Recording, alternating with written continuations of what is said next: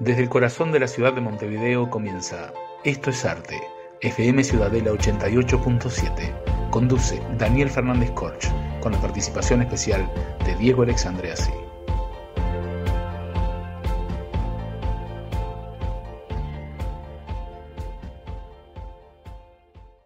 Estamos al aire en Radio Ciudadela 88.7 FM de tu buscador digital y nos encontramos en Esto es Arte, la frecuencia cultural que estabas esperando.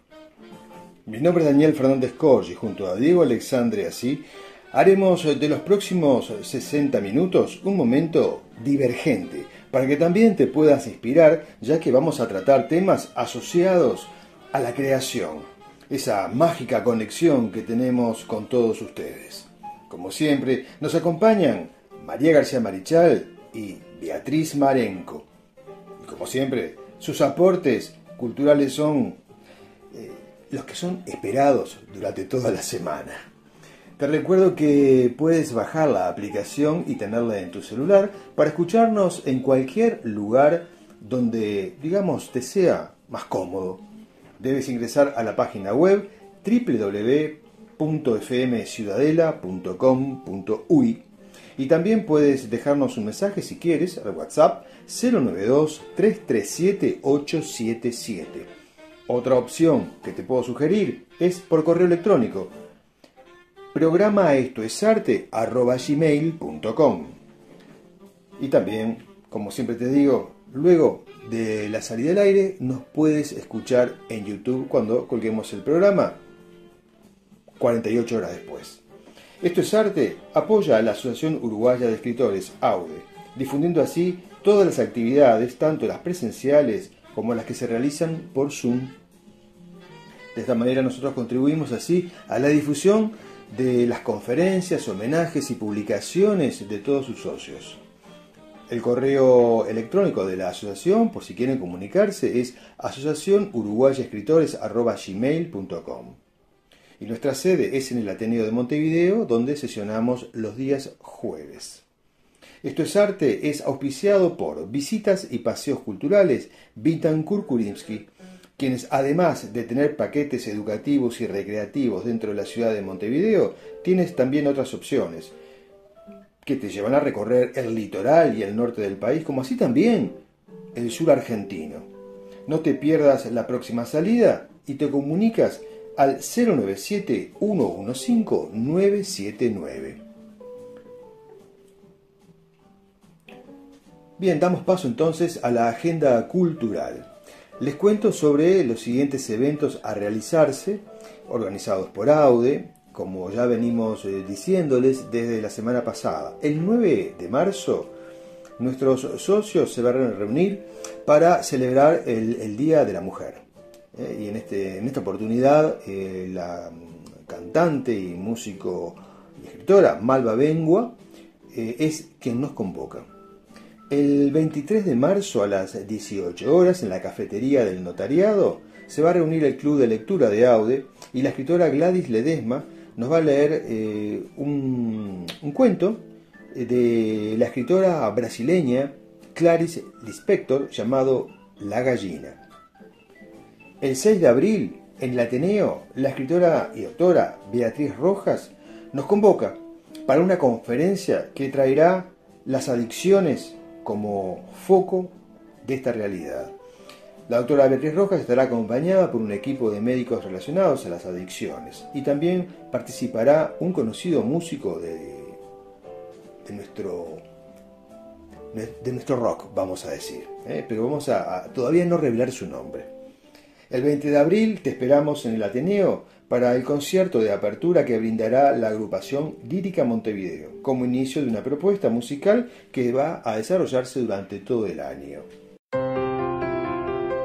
Y desde el corazón de la ciudad de Montevideo, en Esto es Arte, ingresamos al primer segmento llamado Autores en Ciudadela, donde María García Marichal, o María de los Ángeles, hoy nos va a recordar al escritor norteamericano Ernest Hemingway, que también fue periodista, uno de los principales novelistas del siglo XX, un ser humano con una rica historia personal, cargada de aventuras, de emociones de todo tipo, pero también de mucho dolor, con un mundo creativo muy vasto, con obras que nos dejó increíbles, que son parte de la vida que llevó. Con ustedes, María García Marichal y Ernest Hemingway. Muy buenas tardes, amigas y amigos de Esto es Arte. ¿Cómo están? Soy María García Marichal en este segmento que llamamos Autores en Ciudadela. Un saludo para la audiencia, un saludo para Daniel, para el equipo de Esto es Arte. Y hoy vamos a comenzar el programa de manera diferente. Voy a leer el fragmento de un cuento breve, de un hermoso cuento breve, y luego vamos a hablar de su autor. El cuento se llama Cat in the Rain, el gato bajo la lluvia. Solo 2 americanos paraban en el hotel. No conocían a ninguna de las personas que subían y bajaban por las escaleras hacia y desde sus habitaciones. La suya estaba en el 2º piso, frente al mar y al monumento de la guerra, en el jardín público de grandes palmeras y verdes bancos. Cuando hacía buen tiempo, no faltaba algún pintor con su caballete. A los artistas les gustaban aquellos árboles y los brillantes colores de los hoteles situados frente al mar. Los italianos venían de lejos para contemplar el monumento a la guerra, hecho de bronce, que resplandecía bajo la lluvia. El agua se deslizaba por las palmeras y formaba charcos en los senderos de piedra. Las olas se rompían en una larga línea y el mar se retiraba de la playa para regresar y volver a romperse bajo la lluvia. Los automóviles se alejaron de la plaza donde estaba el monumento. Del otro lado, a la entrada de un café, un mozo estaba contemplando el lugar ahora solitario. La mujer americana observó todo desde la ventana. En el suelo, a la derecha, un gato se había acurrucado bajo uno de los bancos verdes. Trataba de achicarse todo lo posible para evitar las gotas de agua que caían a los lados de su refugio. «Voy a buscar ese gatito», dijo ella. «Iré yo si quieres», se ofreció su marido desde la cama. «No, voy yo. El pobre menino se ha acurrucado bajo el banco para no mojarse, pobrecito». El hombre continuó leyendo, apoyado en 2 almohadas al pie de la cama. «No te mojes», le advirtió. La mujer bajó y el dueño del hotel se levantó y le hizo una reverencia cuando ella pasó delante de su oficina, que tenía el escritorio al fondo. El propietario era un hombre viejo y muy alto. «Il piove», expresó la americana. El dueño del hotel le resultaba simpático. «Sí, señora, brutto tempo. Es un tiempo muy malo». Se quedó detrás del escritorio, al fondo de la oscura habitación. A la mujer le gustaba. Le gustaba la seriedad con que recibía cualquier queja. Le gustaban su dignidad y su manera de servirle y de desempeñar su papel de hotelero. Le gustaban su rostro viejo y triste y sus manos grandes. Este es un fragmento del cuento El gato bajo la lluvia del grandioso Ernest Hemingway. Ernest Miller Hemingway nació el 21 de julio de 1899 en Oak Park, Illinois, en los Estados Unidos de América, y falleció el 2 de julio de 1961 en Ketchum, Idaho, el mismo país. Ernest Hemingway fue escritor y periodista, narrador notable, sobrio, como han visto, como han escuchado en el cuento, y es maravilloso leerlo realmente. Y hasta hoy es un referente de los novelistas. Fue galardonado con el Premio Nobel de Literatura en el año 1954. Cuando era joven se alistó para participar en la Primera Guerra Mundial, en la que fue conductor de ambulancias. Cuando fue herido de gravedad, debió volver a su país, donde se dedicó de lleno al periodismo. Más adelante se instaló en París y allí, mientras continuaba su trabajo, se vinculó con los vanguardistas del arte. Las vanguardias estaban pujantes en ese momento y llegó a tratar y a tener cierto grado de amistad con Pablo Picasso, James Joyce y otros escritores, pintores, escultores que estaban cambiando el paradigma del arte en Europa. Un quiebre fundamental después de la Primera Guerra Mundial y que fue mucho más fuerte después de la Segunda. Fue corresponsal en la Segunda Guerra Mundial justamente y en la Guerra Civil Española. Estas vivencias forjaron su estética y la temática de su trabajo narrativo. Él mismo afirmó que su acción periodística influyó en sus enunciados breves, muchas veces duros. Lo mismo ocurrió con sus crónicas, que dieron lineamientos a su forma de escribir. Ernest Hemingway decía que su narrativa era como un iceberg. mostraba apenas una parte, un vértice, una punta ínfima, y muy abajo era mucho más profunda. Lo que pasaba es que lo demás, la temática más profunda, estaba velada o insinuada en su narración.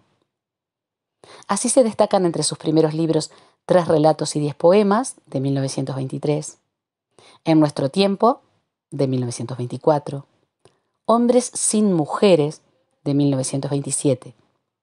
En este libro está uno de sus cuentos más paradigmáticos, Los asesinos. Este cuento es un ejemplo perfecto de cómo se expresa y de cómo se maneja en la narrativa el escritor. Otros cuentos de igual nivel y perfectamente reconocibles como escritos por Hemingway son Un lugar limpio y bien iluminado, Las nieves del Kilimanjaro o del Kilimanjaro, La breve vida feliz de Francis Macomber, Un gato bajo la lluvia y Colinas como elefantes blancos. Si leemos con atención la obra de este autor, podemos identificar un velado simbolismo, por supuesto producto también de sus vínculos con las vanguardias. Según algunos críticos, es como una metáfora que se desarrolla en el plano real. Destaca la economía en el uso del lenguaje y la fuerza que éste da a la historia. Un lenguaje firme, bien planteado, perfectamente identificable, marcado, muchas veces breve. En la mayor parte de los relatos de Hemingway aparece un héroe que enfrenta la muerte y que cumple algo así como un código de honor. Es, según algunos críticos, un romanticismo moderno que arraiga en el amor, el sentido del honor, el escepticismo, pero que a su vez tiene toda una carga de realidad pura y dura con sus tragedias cotidianas. Así aparecen boxeadores, soldados, cazadores, matones, hasta toreros, todos sometidos a una misma presión que los obliga a enfrentar, luchar y tomar decisiones. En ocasiones aparece un antihéroe que constituye el hilo conductor del relato. Justamente lo contrario que se hace generalmente en la narrativa de la época, ¿no? El antihéroe constituye el hilo que conduce a la historia en lugar del héroe. Muchos críticos literarios afirman que las novelas de Ernest Hemingway no tienen la altura literaria de sus cuentos. Eso es discutible.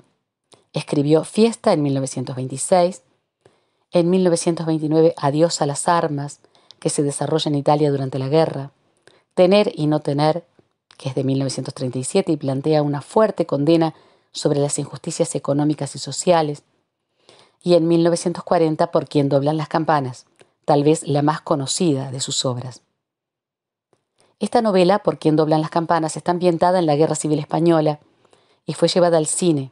Algunas de las obras de Hemingway, otras, que no son esta, también fueron llevadas a la pantalla grande. Por quien doblan las campanas resultó un éxito de ventas con respecto al libro y un éxito a nivel de lo que fue la película. En 1952 publicó La inefable El viejo y el mar, una exquisita novela cuya protagonista es un pescador viejo de La Habana, capital de Cuba, que se enfrenta durante toda su vida a la naturaleza. El humanismo del autor y su fineza artística se aprecian en El viejo y el mar. Está fundamentado en la existencia de un pescador a quien Hemingway conoció y con quien conversó mucho tiempo cuando estuvo en La Habana. Ernest Hemingway estaba muy enfermo. Vivió una vida intensa y colmada de aventuras, pero estaba cansado. El 2 de julio de 1961 se suicidó disparándose con una escopeta de caza. Alguno de sus personajes terminó su vida de la misma manera que él lo hizo.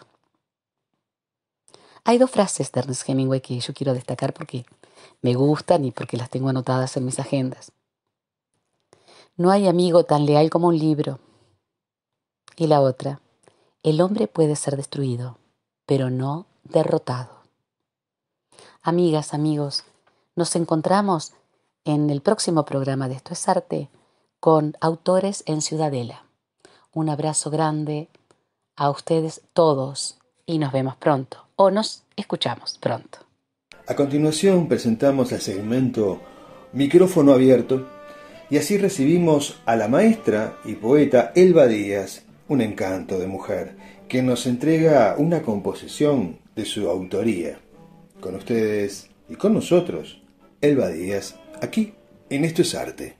Muy buenas tardes, un gusto estar en el programa Esto es Arte y compartir con ustedes un poema de mi autoría. La mujer que en mí habita.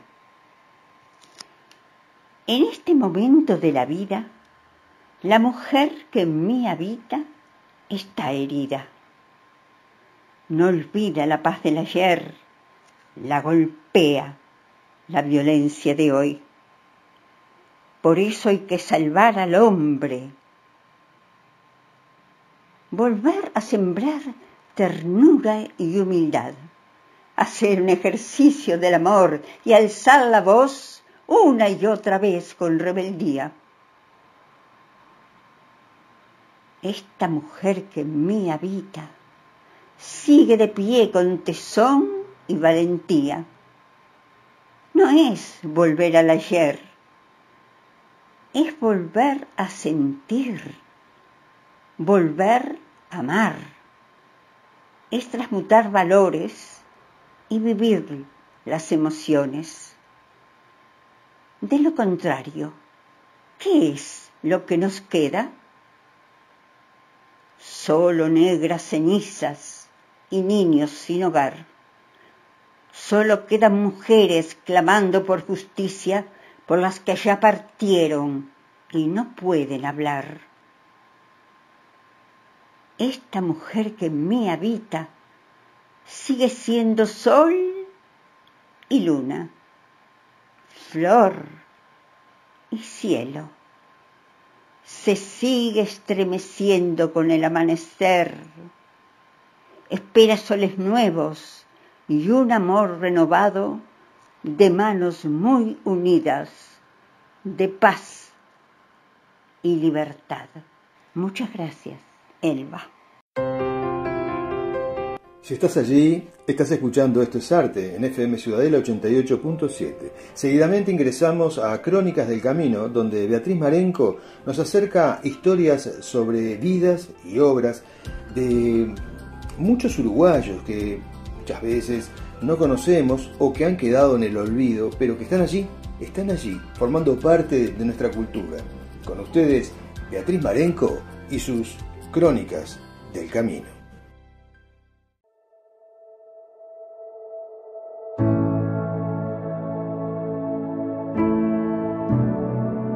Estimados amigos, hoy nos encontramos para hablar de esta última parte, esta tercera parte de José María Brunini, y es un gusto estar con ustedes hoy aquí. Hemos recorrido la vida de este noble sanducero, hombre solidario, dedicado a la música, docente de canto, que ha tenido una vida muy rica, con matices realmente encantadores. Y vamos directo a este capítulo de su vida que lo hace pausar en este viaje y lo lleva a Quebracho para recordar al padre Juan Enrique Sordán, hombre solidario, comprometido y valiente, que lo convoca para acercarse a la parroquia Santa Teresita y en especial a un grupo de jóvenes, con la premisa de que hacer música es tan humano como universal, y bien vendría elevar ese alicaído espíritu que muchos jóvenes estaban necesitando. Pintor, escritor, ebanista, futbolero, periodista, el padre Juan Sordán actuaba como un verdadero cristiano, señala convencido José María, pudiendo pasar horas contando sus anécdotas, sus bromas y su eficiencia social. Llegó a Quebracho en 1963 y en 1965 Sordán inaugura la Escuela Taller San José, donde se enseñaban diversos oficios: tejido, corte y confección, trabajos en madera, cobre, torneado, entre muchos y muchos. Un 17 y 18 de diciembre del año 73 nace en el seno de la parroquia el primer festival Cantando al calor del fogón, que adquiriera trascendencia nacional, amigos, les cuento, destacándose por su calidad excepcional, festival que se convertiría en el más antiguo del país, llevándose a cabo anualmente en el mes de febrero. Recuerda, José, que de aquellos días de música en la parroquia, muchos solistas, cantores, dúos y conjuntos salieron convirtiéndose en protagonistas del fogón. Oriundo de Nueva Palmira, hizo posible la creación del Centro de Promoción Humana en 1987, siendo también promotor del pensionado Arcoíris para jóvenes de las colonias cercanas. Les cuento que envueltas en las notas de archivo, de diarios, de semanarios y llevada por la tradición oral también, revelo su sentir. Del mismo me habla José María cuando no deja de desvanecer sus recuerdos, muy por el contrario, llegan como sensaciones vivas de pinceladas frescas, como eran sus palabras, naturales y vigorosas, como las de aquel 19 de mayo de 1963, en ocasión de oficiar su primera misa. Y me gusta contarles esto, y así lo leí. Decía: espero llevar una vida normal como la de ustedes, de modo que no se escandalicen si me ven entreverado en algún partido de fútbol. No se extrañen si alguna vez me ven de sotana haciendo huerta o trabajando como uno más de ustedes. Tampoco se escandalicen si alguna vez me ven jugando al truco o en algún club, en una reunión familiar o bailable. En fin, no se escandalicen por tantas cosas que parezcan raras en un cura. Nuestros actos son malos cuando los hacemos malos. Queda en la ciudad, les cuento, una plaza que lleva su nombre. También, siguiendo con José María, y en esa pausa que me hace hacer con el padre Sordán, les cuento que la prédica periodística para José no podía limitarse a ella. Y enfatiza en esto. Se sentía obligado a llevar a los hechos aquella persistencia y sin falsos nacionalismos se esfuerzan a apoyar festivales, recitales y especialmente respaldar, y qué importante esto, artistas locales y nacionales, los emergentes, los menos conocidos, como suele decir. Nunca la escena estuvo mejor preparada para que José María pudiera no solo difundir esos primeros pasos, sino brindar lo que él más disfrutaba, la música más límpida. También el cooperativismo lo tuvo como dirigente y también la publicidad, junto a su hijo. Señala no ser director de coros, dice, ser músico que se da maña para dirigir grupos de canto. Con el tiempo concreta varias formaciones, como los Niños de Mopi, Asdopay, Coperdi, Nido de Amor, La Certera Edad, Grupo Sueños y Voces del Porvenir. También los Indiecitos. Sin dejar de mencionar los coros de los centros de estudio también, y esto es importante aclarar, donde trabajó y que tanto le brindaron. Se detiene en el coro Metanoia, de niños básicamente de la Iglesia Evangélica Luterana, para abrir otra puerta en esa inmensidad de impresiones y de imágenes que me muestra. Dicho templo quedaba cerca del hogar donde residía Aníbal Zampayo, y muchas veces allí iban a cantar. Un 9 de mayo de 1988 no sería un día más en el departamento de Salto. Recibía quizás la visita más ilustre que Salto había tenido en su historia. El Papa Juan Pablo II volvía a nuestro país. El Parque Matos Neto fue el lugar elegido para congregar a miles de salteños y celebrar la Eucaristía.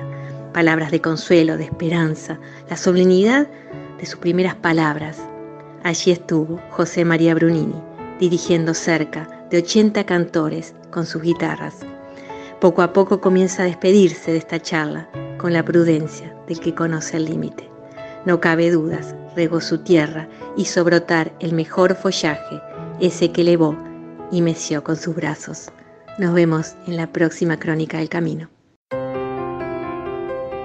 Nos acercamos al penúltimo segmento de Esto es Arte. Estás escuchando el 88.7 FM Radio Ciudadela y recibimos entonces al artista plástico Diego Alexandre Assi, radicado desde hace ya varios años en España en un lugar increíble. Hoy Diego Alexandre nos va a contar sobre otro artista plástico, también uruguayo, impulsor del arte madí, don Carmelo Ardenquín. Con ustedes y con nosotros, Diego Alexandre, en Hablarte. Hablarte, con Diego Alexandre.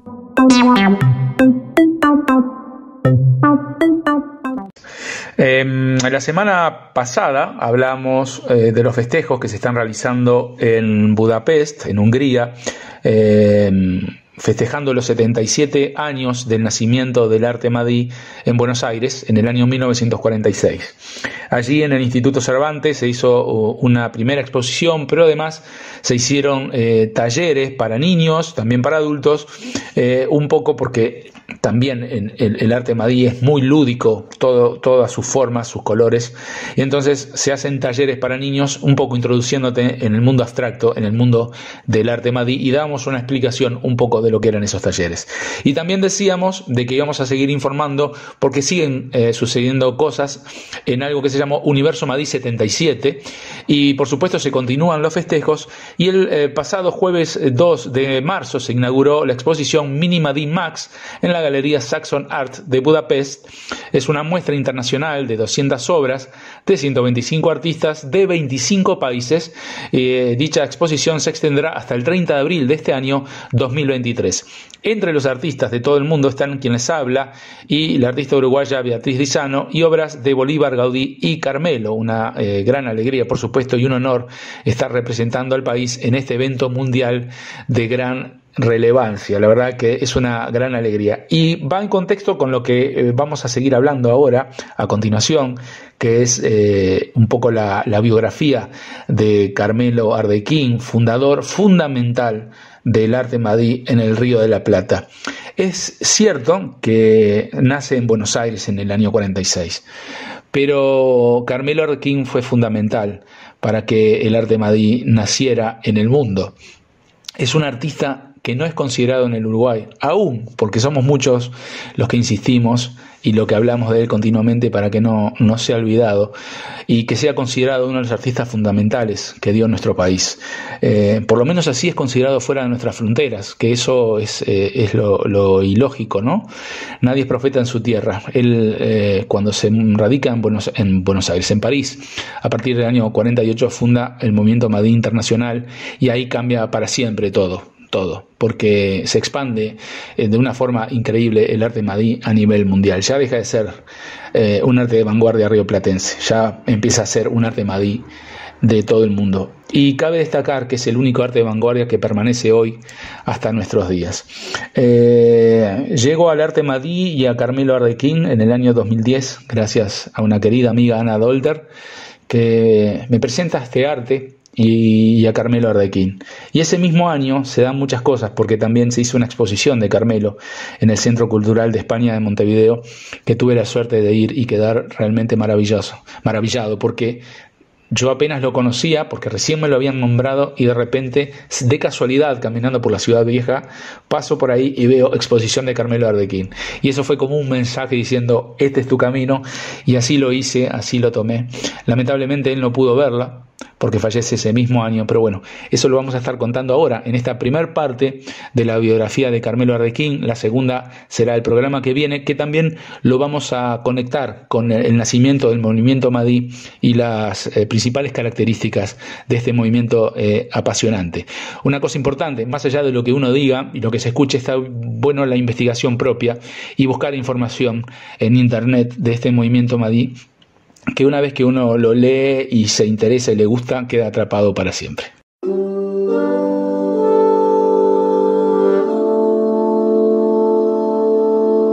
Carmelo Heriberto Alves Oyarzún, más conocido como Carmelo Ardequín, nace el 16 de marzo de 1913 en Rivera.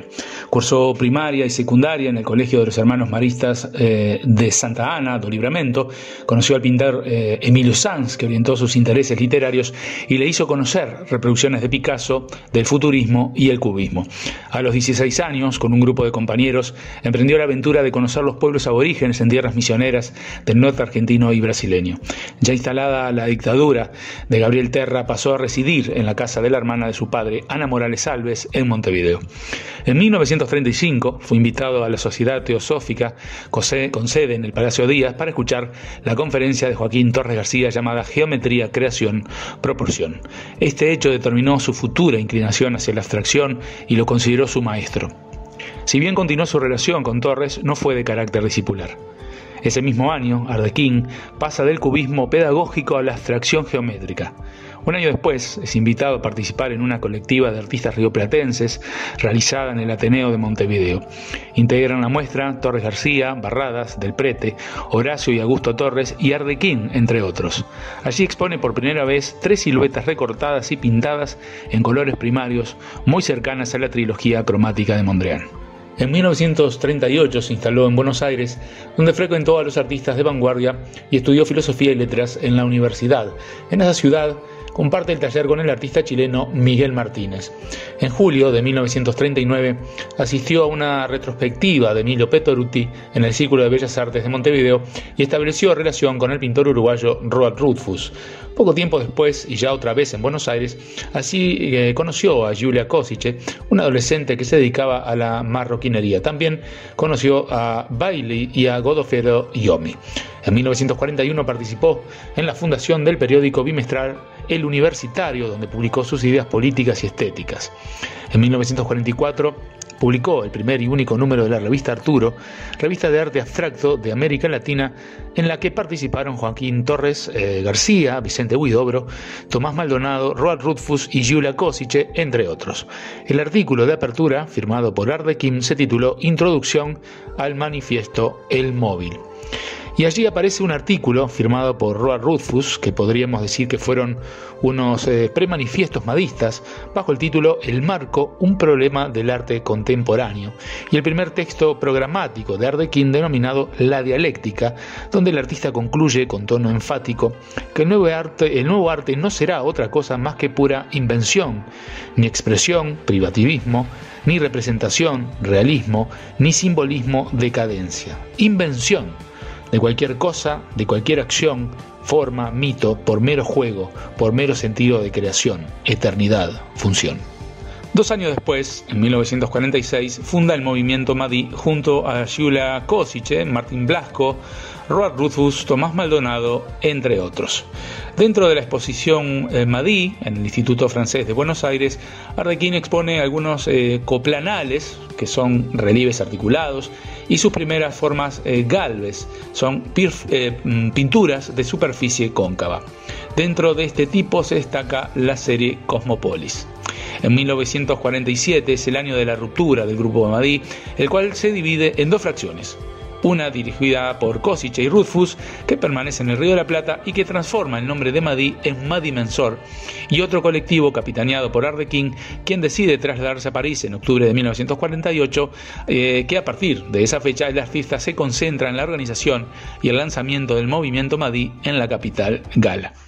Bueno, queridos amigos y amigas, estamos llegando a la primer parte de esta biografía de Carmelo Ardequín, prometiendo la segunda para el próximo programa, y continuaremos con esta vida apasionante de un gran artista uruguayo que ya trasciende desde hace mucho tiempo las fronteras y es un artista mundial. El agradecimiento, como siempre, a Daniel Fernández Corch por la oportunidad de poder hablar de algo que me apasiona, que es el arte Madí, pero el arte en general. Recordemos que vamos a hablar también de las diferentes vanguardias, porque, como siempre digo, están todas entre ellas conectadas, y por supuesto la Ciudadela FM, que nos permite tener este espacio. Nos escuchamos la semana que viene. Hasta pronto. Hablarte con Diego Alexandre.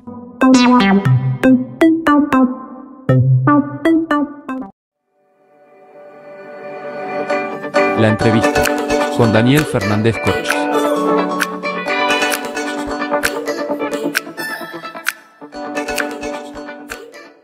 Le damos la bienvenida al escritor Luis Marcelo Pérez a Esto es Arte. Y de él vamos a decir que, podríamos decir muchas cosas sobre Luis Marcelo Pérez durante un buen rato, pero es poeta, narrador, es ensayista, es periodista, editor, gestor cultural, que además domingo a domingo y desde hace, que me corrija si me equivoco, creo que son 25 años, sale al aire con el programa El Mural, pero en radio hace mucho más tiempo que trabaja, con distintas propuestas y también en diferentes diarios y semanarios. Sin duda, una larga y prolífera trayectoria en los medios. Así que bienvenido, Luis Marcelo, a Esto es Arte. Un gusto de estar compartiendo este encuentro contigo y con tu audiencia. Bien, también agrego que después de todo lo que mencioné sobre tus actividades, también en cuanto a las publicaciones tenés muchísimas. Y yo creo que podemos decir que intelectualmente te has mantenido en muy buena forma. Lo que no físicamente. Bueno, eso no lo podemos comentar. Pero sí, el ejercicio de la palabra siempre ha sido mi instrumento de vida desde pequeño. La palabra oral y la palabra escrita. Mi padre muere cuando yo tenía 7 años y la forma que tuve de comunicación con mi madre fue en forma versificada. Le escribía poemas. Y así fue que siendo muy niño, con 7 años, descubrí, después siendo un poco mucho más adulto, que tenía esa inquietud por la literatura. En casa se leía mucho, se escribía mucho, y bueno, siempre con la cultura entre brazos. Mi madre pianista, mi padre uno de esos fanáticos de la ópera, de la música de cámara. Entonces siempre uno fue mamando toda esta cultura que hoy en día, bueno, lo trae en las venas, ¿no? Uno lo palpita de una manera muy intensa. La verdad que sí. Pero claro, y además, bueno, en la gran cantidad de producción literaria que tienes, publicada en nuestro país, en el exterior, varias traducciones, muchísimos idiomas, creo que el chino también, ¿verdad? Sí, chino, japonés, filipino, de Asia, un gran, por ejemplo, miramos, en el año 2000, brevemente te digo, en el año 2020 estaba la editorial que fundamos allá por 1995, AG Ediciones, estaba en los festejos de los 25 años, como nosotros decíamos, cultivando la palabra, y en este espacio justo recibo.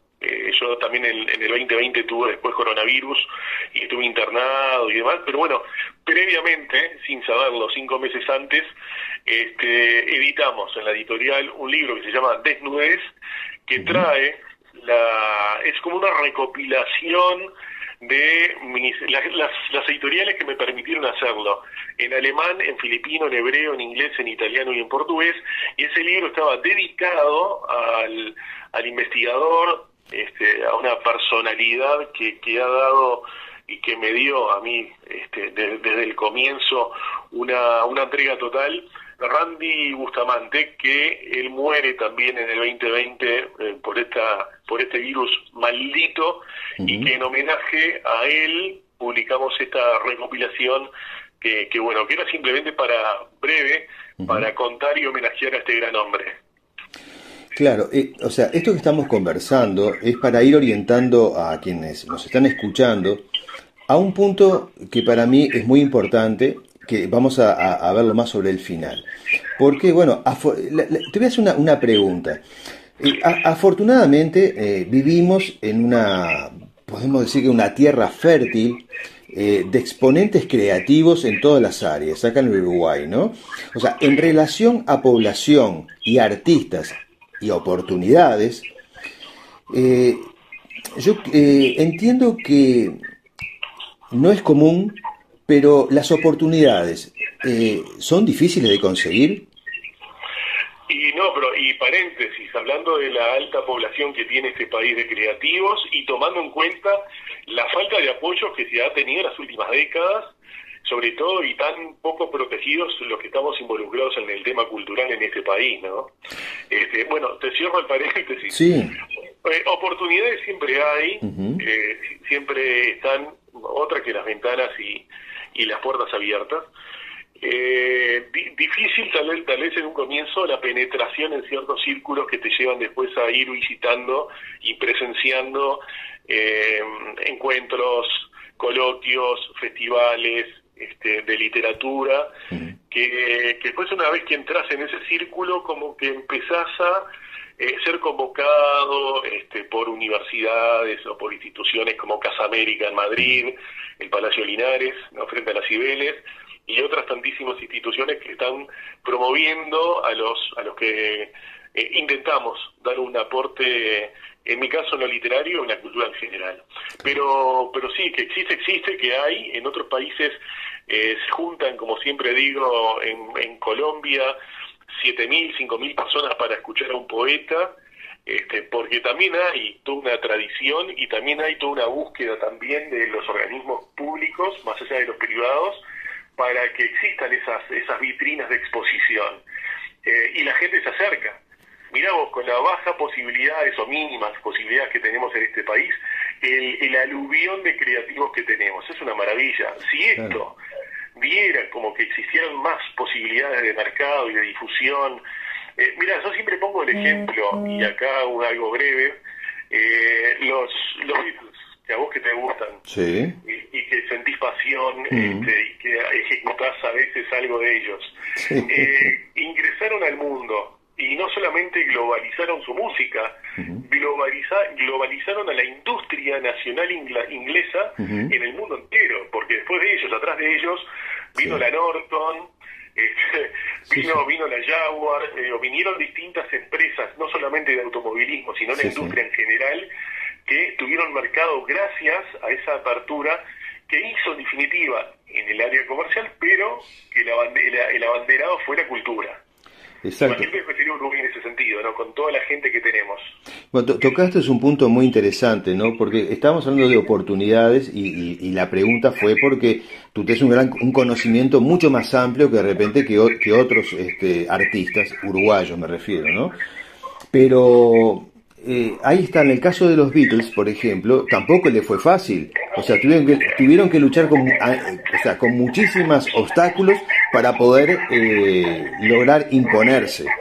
O sea que muchas veces o siempre el esfuerzo hay que hacerse y al máximo.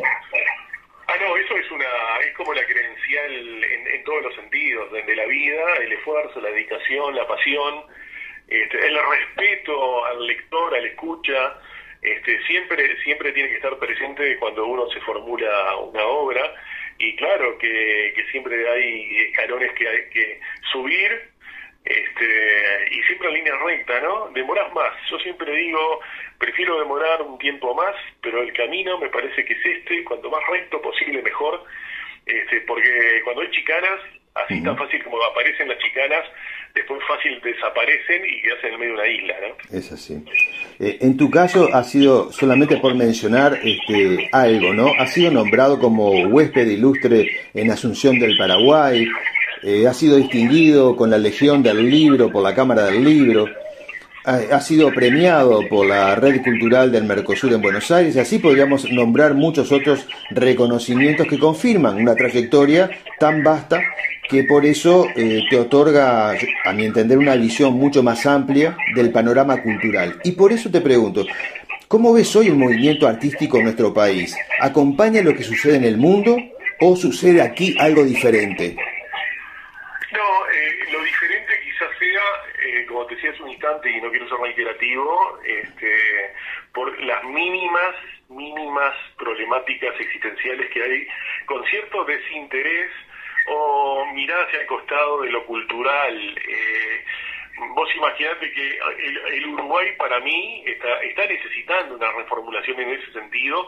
Yo te diría, ya se han manejado de otros periodos también la idea de hacer un ministerio de educación y otro ministerio de cultura.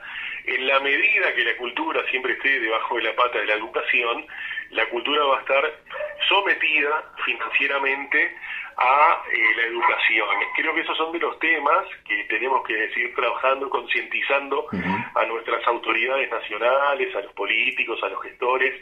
En definitiva, llevan estas ideas y la concluyen para que se lleve adelante. A nivel de lo artístico y creativo, y es un volcán expresivo. Claro. Por suerte, y conste que hay un alto número de suicidios y de depresión y de situaciones que ya iríamos a lo de la salud, pero por suerte que existen sí espacios donde aún hoy la gente se puede expresar y ver su obra reflejada en lo material, en la construcción del objeto libro, en una exposición de cuadros, en una actividad musical artística en general, cosa que tú también haces y si haces muy bien, etcétera. Vale la pena ese camino de consolidación y de solidaridad también, porque hay mucha gente. Hace un tiempo hablaba con un gerente de un canal de televisión en Montevideo y le decía, che, ¿y las propuestas periodísticas para cuándo? Porque estamos cansados ya de ver este formato de televisión, de que vos vas cambiando los canales y vas viendo siempre el mismo formato de la escalera de tal, el humor de no sé dónde, pero el escritorio, la mesa, la silla, el diálogo con la persona, la imagen, la entrevista, el conocernos y dejarnos de tanta tontería expuesta para seguir creando gente que a su vez hay dificultades en la educación, hay dificultades, como te decía hoy, en la cultura. ¿Y a qué le estamos dando? Hay otras propuestas en otros países que vos tenés, sí, lo chabacán televisivo, pero también tenés propuestas en la televisión que son propuestas que tienen contenidos. Ni hablar. Bueno, él me decía, esto es lo que se ve. Digo, esto es lo que se ve porque vos le ponés esto en la televisión a la gente. Exacto. Luis, te hago una pregunta. Recientemente, y esto es algo que creo que es muy interesante de destacar, recientemente se ha publicado en México una, para mí, extraordinaria y singular antología llamada Solo un beso, publicada por Penguin Random House para su colección de bolsillo. Aquí, la poesía de Luis Marcelo Pérez se halla acompañada por escritores de la magnitud de José Martí, de Rosalía de Castro, de Becker, de García Lorca, Gabriela Mistral, entre muchos. Pero sucede que hay en esta antología 3 uruguayos seleccionados: Delmira Agustini, Julio Herrera y Raicí y Luis Marcelo Pérez. O sea, contame esto porque la verdad que es algo inmenso. Recibir una noticia de esta magnitud, como recién dije, yo creo que proporciona un estado para mí indescriptible. Contame cómo fue esto, cómo sucedió. Te cuento en primera instancia que para mí también fue una alegría y una novedad, más allá de que algo me habían transmitido los editores. En la firma siempre se hace firma de derechos, yo qué sé, en cuanto a derechos, el derecho más extenso, más largo que he tenido en mi historia, que van de los 5 años a los 8 y a los 10, es con la editorial Galaxia de Galicia, donde tengo hasta el 2034. Hasta el 2034 tengo esas cosas de los derechos modernos de autor. Pero bueno, yo sabía que algo Penguin estaba trabajando, ya por supuesto que el editor algo me había dicho, material mío ya contaban, ya tenían en su mesa de trabajo distintas propuestas de los distintos países y iban desde Garcilaso de la Vega, desde Góngora hasta nuestro tiempo. Imagínate que bueno, ya con ese mensaje fue una alegría, un salto de emoción, decir qué honor para mí estar con Vallejo, como tú decías, con Darío, con Amado Nervo, y toda esta chiquinada de Unamuno y demás, ¿no? Si bien uno lo sueña, cuando uno escribe y después uno no escribe pensando en las publicaciones, no, por supuesto, ni en los premios, pero sí uno se imagina, es como el actor que está en su barrio y por allí sueña con estar en el Solís, en el Galpón y después en el Sodre, y así pasar, ¿no?, de universo y territorio a territorio. Y esto fue lo mismo, cuando yo recibo esta llamada y después se va madurando y después sí, cuando ya me entregan no el libro objetos, sino las fotos, imágenes, por estar recién salido hace apenas unos meses, esto es 2023, dije wow, sorpresa, alegría, compromiso, sobre todo compromiso con la palabra y con lo que te decía hace un instante, con el lector y con el oyente, compromiso con las nuevas generaciones, con la presente, y claro, y así se fue forjando algo que no tuve en el paso a paso, pero sí que es muy emotivo. Sí. ¿Va a estar en nuestro país esta antología? Mira, estuve hablando hace unos días con el editor, con la cabeza de Mondadori y de Penguin aquí. Uh-huh. Él no estaba enterado de la edición de esta antología. Es una antología que tiene apenas un par de semanas. Uh-huh. Y él se iba a comunicar con México, porque no sé si sabes, pero bueno, cada editorial, cada cabeza uh-huh. de editorial de estas multinacionales son como independientes de las otras. Digo, no porque te editen en Montevideo, terminás después en Buenos Aires y en Bogotá. Uh-huh. Eso después ya es puntualmente los acuerdos que vas a formar y acercándote y acordando, pero no es que porque te publique una multinacional ya estás en Madrid. Sí, claro, si te está editando México, si te edita Madrid o Barcelona, ya ahí sí hay posibilidad de la expansión, uh-huh. pero no es una cosa por la otra, no va de la mano. Claro. Bueno, pero realmente esto no es muy común, ¿verdad? ¿Hay antecedentes de este tipo de antologías que incluyan a un uruguayo, digamos, porque esto es realmente como un reconocimiento en vida, ¿no? Gracias. Sí. No lo había visto de esa forma. Pero porque uno ve como el alfarero, el que construye ladrillos, uno los va armando, los va apilando y los va dejando, están estacionados. Claro. No va mirando la huella, pero puede ser, sí, no sé, los lectores lo dirán, el tiempo lo dirá, esto es como todo, ¿no? El tiempo tamiza todo. Y sobre ese tema, ya te digo, yo me siento muy orgulloso de estar compartiendo cuarto con Julio René Reincí, con Delmira Agustini. No, es realmente algo increíble, maravilloso, y que vamos a, cuando tengamos el libro acá, aunque sea una copia, Luis, tenemos que conversar sobre ese libro y mostrárselo al público.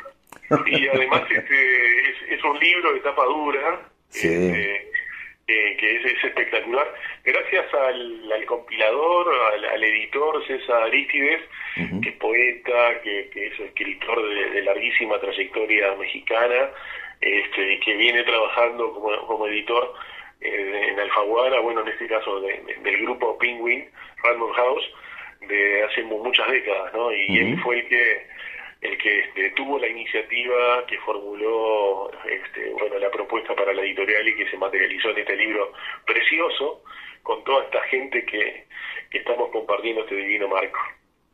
Me parece genial. Bueno, Luis, muchas gracias por estos minutos, y como siempre ha sido una gran alegría hablar contigo y contar contigo en Esto es Arte, aquí en FM Ciudadela 88.7. Y yo agradecido a vos que nos estés brindando la posibilidad a los oyentes y a los escritores, y también una gratitud a vos por el esfuerzo, el desempeño, esa energía que le pones en todo. Así que bueno, gracias por estar y por construir, siempre construyendo, sos muy bueno. Bueno, muchas gracias, Luis. Bueno, recuerden, queridos oyentes, que mañana sábado a las 18 horas pueden volver a escuchar la entrevista de Luis Marcelo Pérez junto a los demás contenidos del programa, y también después, a partir del domingo, el programa se pone en YouTube. Gracias, que pasen todos muy bien. Gracias, Luis. La entrevista con Daniel Fernández Corch.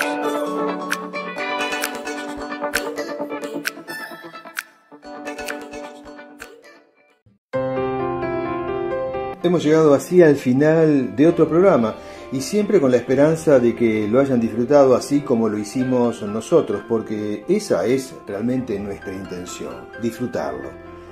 Agradecemos a todos los artistas que hoy nos han acompañado, brindándonos su tiempo, su arte y su cariño. El programa es auspiciado por Paseos y Traslados Culturales Bintancur Punski, la mejor manera de conocer nuestro país. Teléfono de contacto 097-115-979. Desde el corazón de la ciudad de Montevideo te decimos abur, chao, adiós, hasta pronto. Nos reencontramos la próxima semana en una nueva entrega de Esto es Arte, la frecuencia cultural que estabas esperando. Mi nombre es Daniel Fernández Corch, y junto a Diego Alexandre Así, María García Marichal y Beatriz Marenco, y también junto a Esther Ferreira, quien nos asiste desde los controles, te deseamos un muy buen fin de semana. Y no dejes de escuchar FM Ciudadela, porque hay una muy buena programación. Recuerda que mañana sábado también nos puedes escuchar en su repetición a las 18 horas. Y que FM Ciudadela, esto es arte, es justamente eso, la frecuencia cultural que estabas esperando.